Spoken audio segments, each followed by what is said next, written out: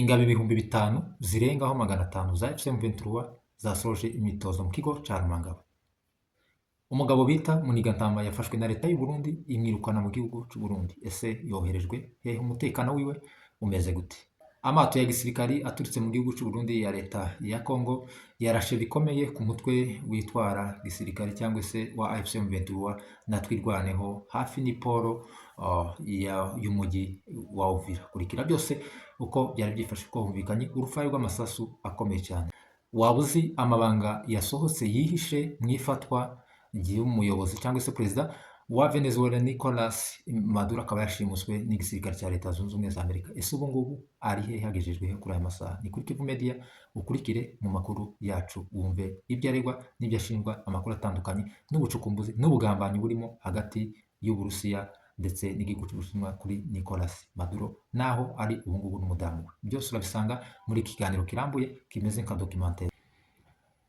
Bakunzi bacu ba Kivu Media TV, tubahaye ikaze nk'ibisanzwe, muri kumwe na Saba Mayuru. Ni amakuru tugiye kubagezaho muri uru rukerera rwo ku Cyumweru ku itariki 4 z'ukwezi kwa mbere 2026. Tugiye kubagezaho ingingo z'ingenzi zigize amakuru yacu turi buze kwibandaho. Mu makuru rero avugwa muri Kivu zombi, drone yoherejwe n'igisirikare cya Kongo muri Masisi yamaze abantu. Ifoto cyangwa se video yagaragaye mu kigo cya Rumangabo, General Makenga atanga imbwirwaruhame aho hasozwaga imyitozo ya gisirikari y'abasirikari bashyashya. Bangana gute? Byari byifashe gute? Turaza kumanuka muri Kivu y'Epfo turebe umutekano wakomeze nyuma yaho Munigantama wagambaniye ubwoko bwabo ahungiye mu gihugu cy'u Burundi, irukanwa imisozi miremire y'umurenge aho yarwanyaga twirwanaho ngo yari yagiye kwisenya n'ingabo z'abarundi, bakirukanwa bagahungira i Burundi. Ubu yirikanwe mu gihugu cy'u Burundi. Byifashe gute? Umutekano we uhagaze gute? Turambuka imipaka rero ya Kivu zombi tuje mu gihugu gituranye cy'u Burundi. Wahoze ari umuyobozi w'igipolisi cy'u Burundi, General Bunyoni, bivuga ko yakatiwe igihano ca burundu. Turaza kwambuka rero imbibi, twambuke amazi magari tumanuke mu gihugu cya Venezuela, aho ni muri Amerika y'Amajyepfo. Perezida wa Venezuela Nicolas Maduro hashize umunsi wose amasaha agera muri 18 bivuzwe ko yashimuswe. Ubu ngubu agejejwe, ubu tuvugana Nicolas Maduro agejejwe muri Leta Zunze Ubumwe za Amerika. Dukoze inkuru hashize amasaha 2, ibinyamakuru bitandukanye bivuze ko Nicolas, ndetse na video igaragaza ko Nicolas Maduro agejejwe muri Leta Zunze Ubumwe za Amerika. Agiye gukoresha iki? Byagenze gute? Kaze rero mu makuru yacu. Ni video yagaragaye cyane mu kavuyo kenshi mu baturage rwagati muri Masisi, aho drone yoherejwe n'igisirikari cya Kongo cyangwa se na leta ya Kongo ikarasa mu baturage rwagati. Bimwe FCM23 na MRDP bahora bamagana igisirikari cya Kongo cyangwa se leta ya Kongo ko yica abaturage, kandi ibyo ngibyo batazabyihanganira. Byagaragaye mu by'ukuri abaturage barimo guheka abandi, bavirirana amaraso, abakomeretse barimo kwirukanka bagana ku bufasha, aho babona ubufasha ku bitaro bitandukanye bajya gushaka ubufasha, barimo kuvirirana amaraso, abandi hagaragara intumbi z'abantu. Bigaragara ko drone yarashe rwagati mu baturage. Aho ngaho ni muri teritware, mu gace muri teritware ya Masisi, niba ari commune niba ari teritware. Niko bigaragara. Abaturage rero bahuye n'uruva gusenya n'ibitero bya leta ya Kongo, aho ibigaba abo yita abaturage babo. Kandi ubwisansibilize ivuga ko FCM23 idakunda abaturage, ngo yica abaturage bayo, ariko none dore niyo yahindukije imititu y'imbunde yerekeza mu baturage bayo, niyo ikomeje kubarimbura. Ukibaza iyi miryango mpuzamahanga ikora iki nyuma yaho ishinja FCM23 ibintu byinshi ngo byo guhonyanga uburenganzira bwa muntu, ariko noneho leta ihonyanga uburenganzira bwa muntu, ariko noneho leta ya Kongo nyuma yaho ikoreye ishano ryo kwica abaturage biyicira, nta na rimwe twabona ONU cyangwa se umuryango mpuzamahanga yamagana ubutegetsi ku bikorwa bibi bigayitse ikorera abaturage babo byo kubagabaho ibitero bya gisirikare. Mu kigo ca Rumangabo rwagati, imbwirwaruhame ya Generale Makenga kuri uyu munsi ku itariki 3 z'ukwezi kwa mbere 2026, aho yagaragaye ari hagati y'abasirikari benshi bivugwa ko ari ingabo ibihumbi 5 zirenga 5,500 zari zisoje imyitozo ya gisirikare muri kigo gikomeye cyane cyahoze ari icy'ingabo za leta ya Kongo cya Rumangabo. Si bwo bwa mbere rero General Makenga agaragaye rwagati y'abasirikari benshi, kuko murabizi ko FCM 23 yagiye ikora pass out cyangwa se amakadete atandukanye mu byiciro bitandukanye by'imyitozo ya gisirikari byagiye birangizwa, agatangamo n'imbwirwa ruhame zigiye zitandukanye. Uyu munsi rero ku itariki 3 ukwezi kwa mbere 2026 bivugwa ko rero izi ngabo zasoje imyitozo ya gisirikare. Tubibutsa ko izi ngabo FCM 23 inyinshi ziganjemo ingabo zahoze ari ingabo za leta ya Kongo zagiye zagiye zifatirwa ku rugamba, rero ku rugamba zigahitamo gukorana na AFC M23 ndetse n'abazarendo batandukanye. Tumanuke rero muri Kivu y'Amajyepfo, mu misozi miremire, nyuma y'aho umugabo wagambaniye ubwoko bwa bene wabo b'Abanyamulenge kugira ngo bakorerwe jenoside n'igisirikare cy'u Burundi ndetse na leta ya Kongo, interahamwe ndetse n'abazarendo n'abacancuro. Nyuma y'aho rero atsinzwe, imigambi y'ugatsindwa twirwaneho ikamwirukana mu misozi miremire ndetse n'Abarundi, agahungira mu gihugu cy'u Burundi. Nari narababwiye ko uyu mugabo azahura n'uruva gusenya kuko Abarundi ntabwo bazamwihanganira. Muri iki cyumweru rero biravugwa ko bamwirukanye mu gihugu cy'u Burundi bakamusubiza muri Kongo, ntibamwemerera gusubira iwabo muri Amerika, aho atuye iwe n'umuryango wiwe.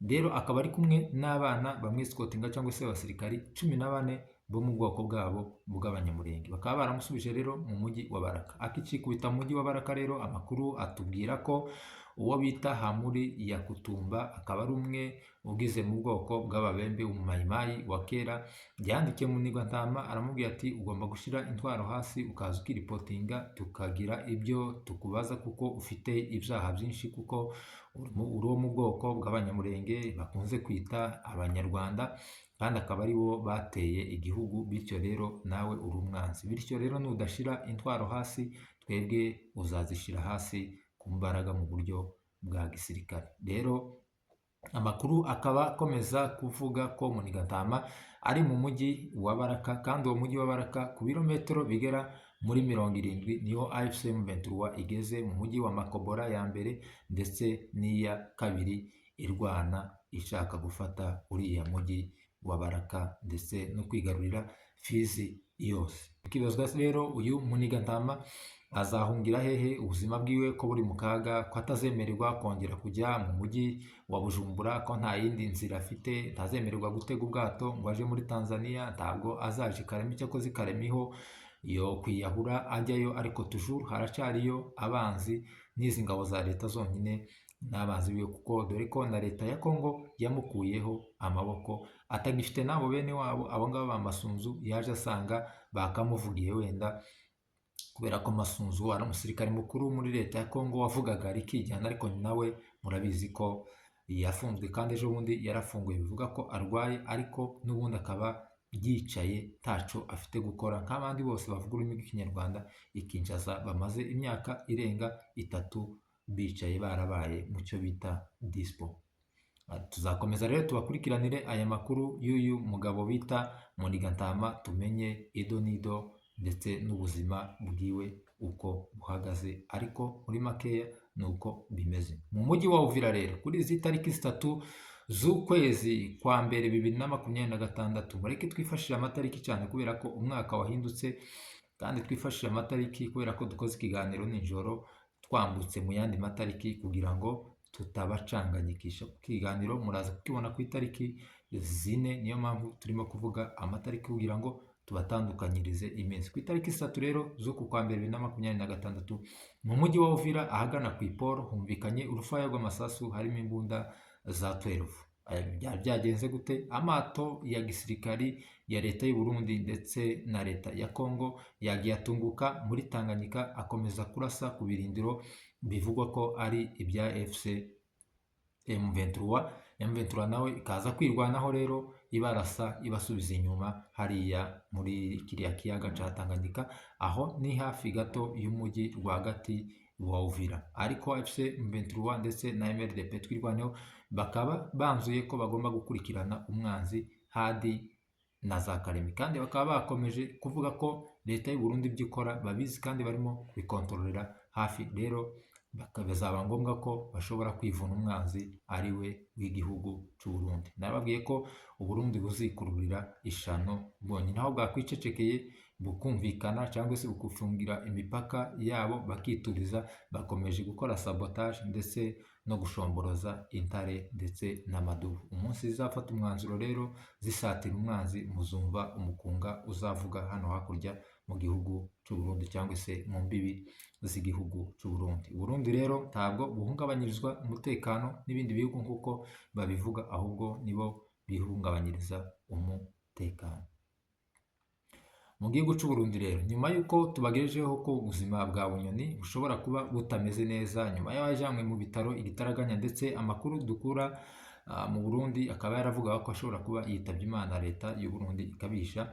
Ariko byaje kugaragara ko Bunyoni General Bunyoni wayoboraga igipolisi cy'u Burundi akiriho kandi ari muzima, ariko akaba yakatiwe igihano cya burundu. Yakatiwe igihano cya burundu rero na leta n'urukiko rukuru rwa gisirikari rw'u Burundi nyuma yo gushinjwa ibyaha bitandukanye birimo kwigwiza imitungo, birimo kugambanira igihugu, birimo ibyaha bitandukanye, kwigwizaho amafaranga, imitungo ngo imwe atagiye agaragaza nko muri za accountability bagiye isuzuma ry'abantu n'imitungo yabo. Rero Bunyoni yakatiwe igihano cya burundu. Ibinyamakuru byinshi ndetse n'abaturage benshi b'u Burundi bakaba batabyishimiye, bavuga ko uyu mugabo Neva perezida w'u Burundi yaba gusa ari ishyari cyangwa se urwango afitiye Bunyoni kugira ngo amwikize, naho ubundi Bunyoni nta cyaha aregwa kandi nta n'icyaha kimuhama uretse kuba arimo kuzira impamvu za politiki. Bunyoni rero akaba yakatiwe igihano cya burundu. Tuzategereza rero turebe niba General Bunyoni azajurira bakamwemerera urubanza rwiwe. Tuzakomeza turukurikirana, cyane ko binagoye gusa kubona amakuru yo mu Burundi ya General Bunyoni, kuko urubanza rwe rukunze kubera mu muhezo. Reka twambuke imbibi ngari za Afurika tujye muri Venezuela, ariho turi buze gutinda. Hari abakunzi bacu bagenda badusaba bakatubwira ati ese amakuru yanyu mwebwe mugira nayo mu burasirazuba bwa Kongo gusa, n'aya Masisi, n'ay'Umurenge, n'ayo muri Kongo gusa, nta yandi makuru atandukanye mwatubwira? Kandi mu by'ukuri si uko tuyabuze, gusa nuko tubona ko kubabwira amakuru uhereye i Moscow ukanyarukira muri Ukraine i Kiev, ndetse ukambuka muri Israel rwagati i Yerusalemu, ukambuka muri Iran Tehran, amakuru tuba tuyafite, kandi ibyo ni ibihugu byiganjemo amakuru menshi. Ukamanuka muri Sudan birimo kuhabera, ndetse no mu mujyi wa Tigre muri Ethiopia, aho hose ni ahantu tuba dufite amakuru dukurikirana ijoro ku rindi. Ukamanuka muri Venezuela ndetse na Colombia, ukika muri Brazil na Chile, aho hose tuba dufite amakuru, ariko mu by'ukuri tubatoranyiriza amakuru y'ingenzi afite icyo yabafasha. Niyo mpamvu si uko tutabizi, ariko ni mu bihitamo rwose tuzajya tujagajaga igihugu cy'Uburusiya, turebe uburyo, cyane ko kiri mu ntambara, kimaze imyaka myinshi mu ntambara. Tumanuke muri Ukraine, Kiev, za Donetsk, za Kharkiv n'ahandi hose, za Donbass, tubabwire iriya ntambara yose,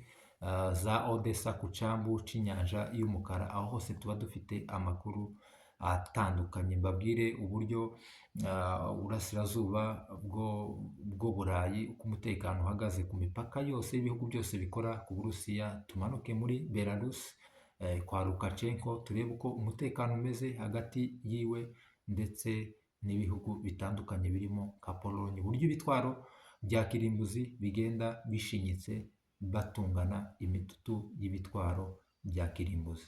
Ayo makuru yose tuba tuyafite, ndetse no muri Leta Zunze Ubumwe za Amerika tukanyinjira neza tukareba diplomasi yabo uburyo ihagaze. Ariko nimubishaka tuzabikora, ariko mu gihe mutabishaka tuzakomeza tubagezeho aya makuru asanzwe y'uburasirazuba bwacu bwo hagati cyangwa se muri East Africa.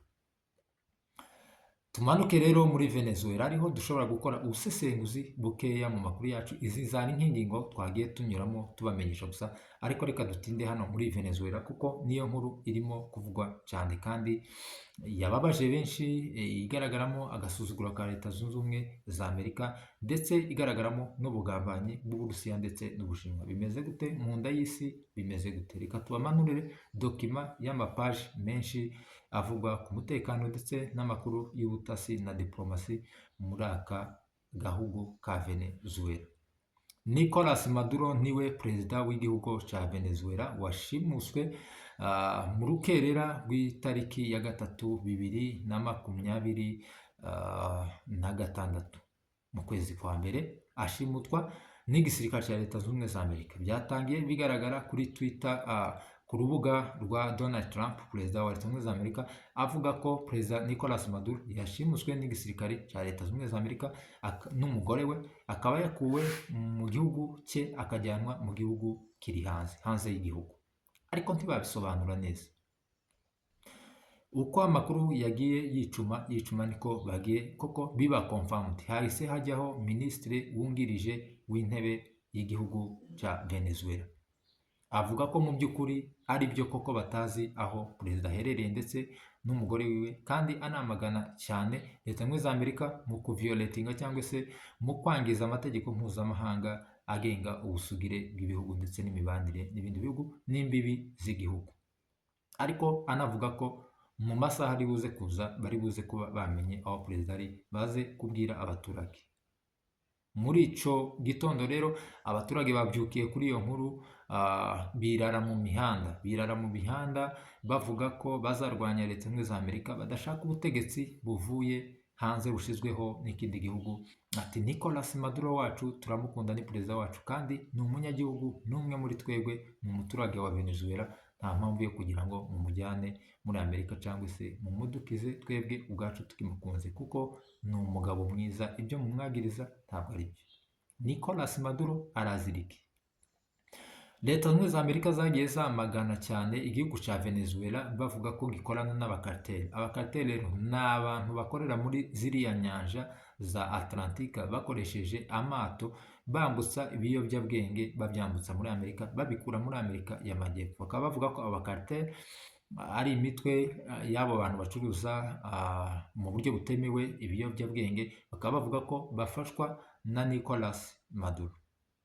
Ariko kuva kera muri Amerika y'Amajyepfo hari ibihugu bitandukanye bitagiye byumva kimwe n'ubutegetsi bwa Leta Zunze Ubumwe za Amerika. Reka duhere kuri Cuba ya Fidel Castro ndetse na cyangwa se Che Guevara. Tibagiye bumvikana na Leta Zunze Ubumwe za Amerika, cyane ko babita ko bagashaka wake baba capitaliste baba imperialiste. Imperialisme iyo ni ijambo muzi cyane mu gihe cy'ubukoloni, byakoreshwaga cyane n'umugabo w'umunya Burkina Faso Sankara. Ubwo rero mu bindi mu bihugu byagiye bigaragaraho kutumva Leta Zunze Ubumwe za Amerika, harimo n'igihugu cya Venezuela cyari kiyobowe na Hugo Chavez. Hugo Chavez rero akaba ari we wahoze ari perezida wa Venezuela kandi wangaga Leta Zunze Ubumwe za Amerika cyane, dore ko yayoboye mu gihe kimwe George Walker Bush nawe yari ayoboye Leta Zunze Ubumwe za Amerika. Mu mbwirwaruhame ziremereye cyane z'abaperezida benshi bagiye bavugira mu nama ya ONU ihuza cyangwa se y'umuryango w'abibumbye ihuza ibihugu bitandukanye cyangwa se abaperezida batandukanye, aho bagenda bafata mu matariki atandukanye mbwirwaruhame hariya muri kiriya cumba mberabyombi cyo muri ONU, batanga imbwirwaruhame zabo. Mu bagabo rero bagiye batambutsa imbwirwaruhame zabo z'amateka, n'umwe mu bahoze bayobora iki gihugu cya Venezuela arimo, akaba ari Hugo Chavez. Yagaragazaga neza ko atumva ubutegetsi bw'abakapitaliste bw'abagashaka buhake bya Leta Zunze Ubumwe za Amerika. Hugo Chavez muribuka neza imbwirwaruhame yigeze kuvuga abwira George Bush, avuga muri sale yuzuye abantu ibihumbi n'ibihumbi, higanjemo abayobozi bahagarariye ibihugu byabo ndetse n'abaperezida batandukanye, abanyacubahiro batandukanye, avuga ati rwose mwabibonye ndimo kunukirwa rwose, mwabonye ko dayimoni satani yarayageza aho. Uwo nguwo yavugaga yari umuyobozi cyangwa se perezida wa Leta Zunze Ubumwe za Amerika George Bush, niwe yitaga iri dayimoni, avuga ati rwose iri dayimoni ryaciye ahangaha rwose ryaje, atari ko rwose ati n'ahangaha mpagaze rwose ku gatuti cyangwa se kuri podium ntangiraho imbwirwaruhame, ati ndimo kumva rwose dayimoni rimpumurira, ati kandi wasanga riri iruhande rwanjye, atari ko mu kimenyetso yabaga arimo gukora, ati Imana nyir'ubuntu rwose indinde, agaca umusaraba w'abakatolike, dore ko 60% y'abaturage ba Venezuela ari abo mu idini rya katolike. Uwo rero ni Hugo Chavez wasimbuwe n'uyu Nicolas Maduro kuva 2014 ajyaho, kandi nawe aragaragara ko ni umugabo wabangamiye inyungu za Leta Zunze Ubumwe za Amerika muri kiriya gihugu cyane. Ese niki bimeze gute? Abandi bagiye batanga imbwirwaruhame zitandukanye, harimo Muammar Gaddafi, aho yigeze gutanga imbwirwaruhame bivuga ko ariyo yamukozeho, arimo gutuka umuryango w'abibumbye ndetse na Amerika n'ibindi bihugu byose bikomeye, agezaho yafashe agatabo kanditsemo amategeko n'amahame agenga ibihugu byose ku isi ka Loni k'umuryango w'abibumbye, aragaca, arangije kugaca akajugunya inyuma kuri podium aho yarari, akajugunyira abantu batanga amajambo cyangwa se abayobozi muri uwo muhango, dore ko kandi ico gihe Muammar Gaddafi yaragenewe iminota nk'iy'abandi bakuru b'ibihugu itarenze 30 yo gutanga imbwirwaruhame muri iki cyumba cyangwa se icyumba mberabyombi cy'umuryango w'abibumbye, ariko Muammar Gaddafi yaje gufata isaha ishyira amasaha 2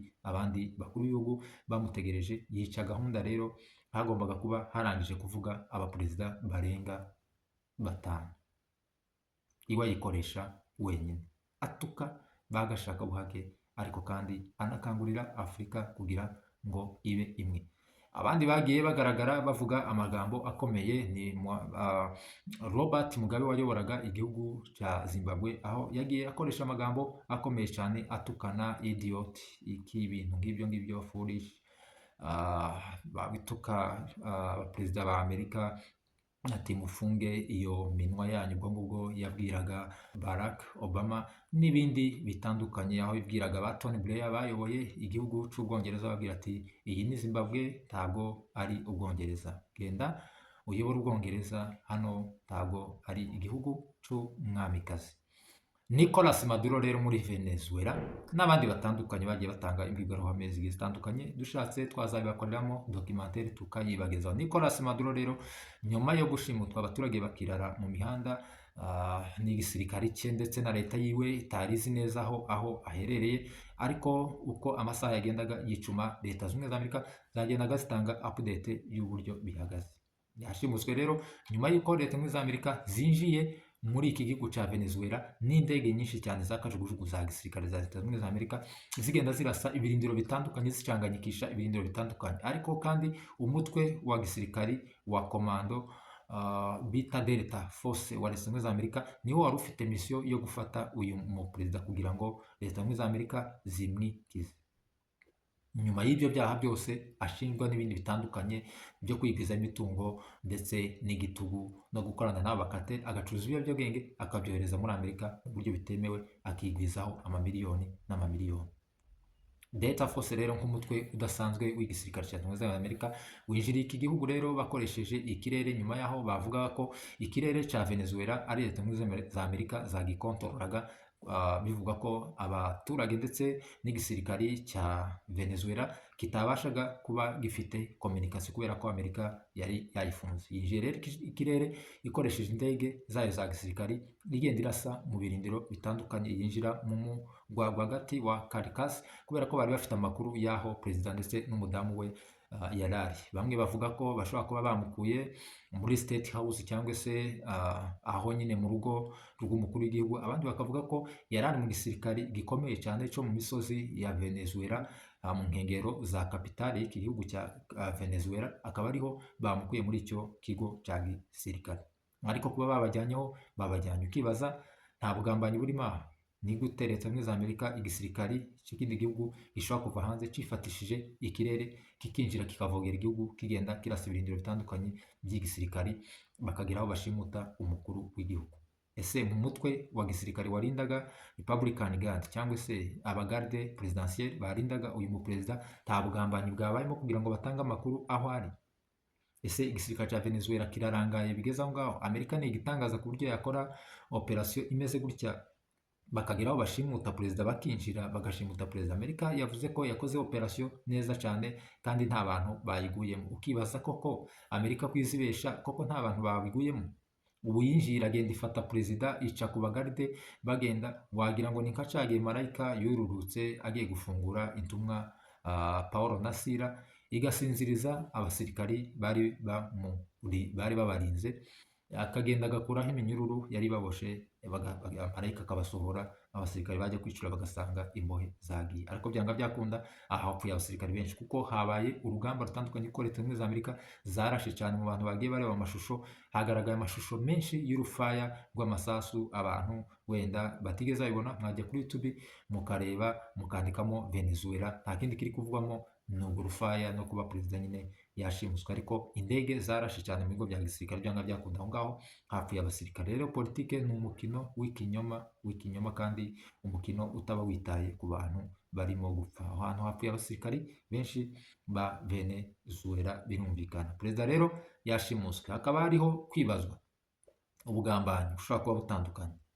Mu by'ukuri ese koko Nicolas Maduro arazira gufasha abakariteri cyangwa se abantu bacuruza ibiyobyabwenge babijyana muri Amerika? Aho ngaho abantu benshi basesengura diplomasi ndetse no kwiyeza kwa leta zunze za Amerika, aho ngaho bavuga ko ari ukubesha. Nicolas Maduro nta kindi Amerika imushakaho, iramushakaho peteroli irimo hariya y'umwimerere ndetse n'ibuye rya ngira ngo ni Italium cyangwa yes, ibuye rya Italium. Italium rero ni ibuye rikoreshwa mu bintu bijyanye n'ibintu by'ikoranabuhanga. Iryo buye rero rikaba rigaragara ahantu hatandukanye mu Burusiya, Ukraine ndetse na Repubulika ya Demokarasi ya Congo ndetse n'iki gihugu cya Venezuela. Ariko ibihugu bibiri byonyine bifite iri buye ry'umwimerere ni leta ya Congo, iyi ngiyi ya Kinshasa ndetse n'iki gihugu cya Venezuela, kuko leta zunze za Amerika zagiye zibivuga ko iki gihugu kibumbatiye umutungo ugize isi harimo iri buye rya Lithium ndetse kikaba gikora no ku mashyamba ya forêt équatoriale. Aya mashyamba ya forêt équatoriale akaba arimo ibintu byinshi bishobora gukoreshwa research kandi bishobora kwifashishwa mu nganda mu gukora ibintu bitandukanye. Ariko igihugu cya Venezuela ntabwo cyemereraga leta zunze za Amerika kugira gute kuba cyagira access cyangwa se kuba bagirana amasezerano kugira ngo nabo baprofite muri ibyo bintu. Igihugu cya Venezuela kikaba cyakoranaga n'Uburusiya ndetse cyane cyane n'Ubushinwa, akaba aribo bacukuraga iya peteroli. Ukibaza Ubushinwa mu buryo bwa diplomasi ndetse n'amabanga na dokima z'ubutasi z'amabanga y'imbere mu nda y'isi, Abashinwa koko bemeye Venezuela bari bafitemo inyungu ingana kuriya irategwa koko nabo ntibari babizi ko ishobora gutegwa cyangwa se bari babuze imbaraga zo kurinda Nicolas Maduro? Aho ngaho ni no, bari babifite 100%. Ese Uburusiya ko byavugaga ko abakomanda babo bamanutse ndetse Putin ari inshuti ya Nicolas Maduro, icyaba cihishe ahangaha inyuma kugira ngo bagire aho bamushimuta bimeze gute? Ariko abanyapolitike buriya ni igitangaza ko baravuga ko hashobora kubaho habayeho swap deal. Swap deal iteye gute? Igihugu ca Ukraine kibangamiye umutekano w'Uburusiya kandi kinini cyane cyiganjemo umutungo w'isi, akaba aricyo gihugu cya Ukraine gifite ubutunzi mu butaka bwabo bwera cya mbere ku isi kurusha ikindi gihugu cyose, ndetse bakaba bivuga ko kirusha na leta ya Congo. Igihugu cya Congo mu kugira ubutaka bwera kikaba gifite n'amabuye y'agaciro atandukanye kandi kikaba gikora ku nyanja y'umukara, kikaba ari igihugu cyera ibintu by'ingano. Icyo ni igihugu cy'Uburusiya, nibyo bihugu bya mbere biproducinga ibintu by'ingano cyangwa se ibinyamafufu bya mbere ku isi. Bikaba bivuga ko rero ari deal yaba yakozwe hagati ya leta zunze za Amerika bagatanga Ukraine, Uburusiya nabwo bugatanga Venezuela, dore ko Venezuela nayo ni nk'aho twavuga ko iri mu marembo ya Leta Zunze Ubumwe za Amerika, Ukraine nayo ikaba mu marembo y'igihugu c'Uburusiya. Ibyo ngibyo si ibitangaje, ibihugu by'ibihangange iteka biza birekura amaleta matoya baryamyeho hejuru kugira ngo nabo baze guhabwa ayandi. Utese Ubushinwa bwo ni gute? Ubushinwa nabwo bikaba bivuga ko mu myaka iri imbere iriya ari deal yaba yakoze bakarekura iki gihugu ca Venezuela bakacegurira Leta Zunze Ubumwe za Amerika bakagikora ico bashaka, barangiza nabo bakegurirwa igihugu ca Taiwan. Ni ikigwa ca Taiwan rero kijyamyeho na Leta Zunze Ubumwe za Amerika, Ubushinwa bukaba bwemera ko atari leta yigenga, Amerika ikaba yemera ko Taiwan ari leta yigenga. Ni ikigwa rero kiri hafi y'igihugu c'Ubushinwa kandi cahoze kiri muri leta y'Ubushinwa ya kera, ariko kikaba caragumutse kikaba kiri mu kwaha bwa Leta Zunze Ubumwe za Amerika. Rero Ubushinwa bukaba bwakoze deal, bivugwa ko ari deal amabanga mu nda y'isi, uko bivuga bakaba bakoze deal bakegurirwa kiriya kigwa ca Taiwan, nabo bakarekura Venezuela na peterole yabo, cyane ko mu byumweru bibiri bishize hagaragaye amato ndetse n'indege y'Ubushinwa arimo gusatira ikirere ca Taiwan. Ni ukubireba tukazabikurikirana neza uko vyagaragaye. Rero mu minsi yashize Minisitiri w'Ububanyi n'Amahanga w'igihugu c'Uburusiya Lavrov yagaragaye ari kumwe n'umwe mu bayobozi b'igihugu ca Amerika, ngira ngo ni Michael Rubio niba ntibeshe, ngira ngo ni Minisitiri nawe w'Ububanyi n'Amahanga, niba atari General nibagiwe izina rye, ushinzwe akarere k'uburasirazuba bwo hagati, harimo za Israel na za Iran ndetse n'intambara ya Ukraine ndetse n'Uburusiya. Ubwo ni intumwa ya Amerika yagaragaye ari kumwe n'uyu mugabo Lavrov, umusaza Minisitiri w'Ububanyi n'Amahanga w'igihugu c'Uburusiya, bafite ikarita y'uburasirazuba bwo hagati, bafite n'amakereyo, ano makereyo abana bandikisha, barimo kugenda bakata utuntu tw'uturongo muri iriya karita y'uburasirazuba bwo hagati. Nimvuga ikarita y'uburasirazuba bwo hagati, mwumve bino bihugu bihereremo za Israeli, za Irani, za Yemen, za Saudi Arabia n'ibindi bihugu nyine birimo za Syria nyine mu burasirazuba bwose. Bivuze ko rero bino bihugu by'ibifi binini icyo bashaka baragikora kubw'inyungu zabo. Amerika ishobora kuza ikavuga ati reka Abarusiya tubahe uburasirazuba bwa Congo, namwe mugende mufate Venezuela. Ibyo ngibyo byobaho. Reka tubahe Ukraine, namwe mugende mukura imbaraga zanyu muri Venezuela kandi Nicolas Maduro tumutware. Ibyo ngibyo byo ni ibisanzwe. Icyo urugero nabaha ni nko muri Syria. Syria uwayiyoboraga yari inshuti ya Putin cyane, kandi muri za 2014 na 2016 na 2019 na 2018 bamurwanyeho cyane, ubwo umutwe w'ibyihebe wa ISIS washakaga kumukuraho ku butegetsi, ariko leta y'Uburusiya ikagenda yitwaje ko igiye kurwanya ibyihebe hariya muri Syria bakamugumisha ku butegetsi. Uwo ni perezida wahoze ari perezida wa Syria al-Bashar, ariko mu minsi yashize neza al-Bashar bakamukura ku butegetsi, ingabo ze zitanarwanye, inyeshamba ziturutse aho ngaho icumweru kimwe bari bamukuye ku butegetsi, igihugu kingana kuri abarahunza hungishirizwa mu Burusiya. Bivuze ko ari deal hagati ya Leta Zunze Ubumwe za Amerika ndetse n'Uburusiya bakoze, al-Bashar agatanga ubutegetsi, nawe Uburusiya bukavuga ati kubw'inyungu zabo bashakaga wenda igihugu cya Ukraine toujours bigikomeje no gukandamiza uburasirazuba bw'Uburayi no gucanganyikisha ibihugu by'Uburayi, bivugwa ko ashobora kuba ari deal yakoze, ariko Putin akaba kondisiyo ko bagomba kugira gute kumutwara ari muzima taco bamukozeho. N'ubu ngubu Bashar ari mu gihugu c'Uburusiya. Maduro rero, soza inkuru yanje, Maduro Nicolas Maduro, ubu ngubu turimo gukora ikiganiro ku itariki 4 mu rukerera rushira ku cumweru, nyuma y'amasaha 2 Nicolas Maduro agejejwe New York, aho agiye kuburanishwa ibyaha bitandukanye.